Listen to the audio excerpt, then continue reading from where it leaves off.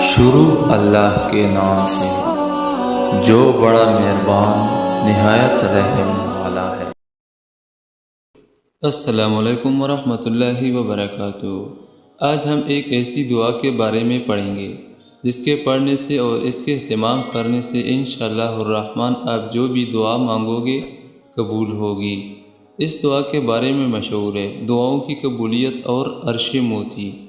جو شخص صبح و شام یا ہر فرض نماز کے بعد 27 یا 25 بار یہ دعا پڑھے گا، اللہ پاک اس کے ذریعے سے لوگوں کو رزق دیں گے اور اللہ پاک اس کو مستجاب الدعوات بنا دیں گے۔ جو دعا مانگے گا اسی وقت قبول ہوگی۔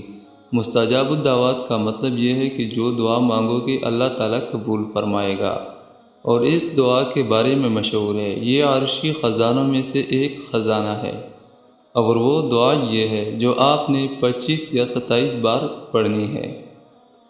اللہم اغفر لی ولوالدی وللمؤمنین والمؤمنات والمسلمین والمسلمات۔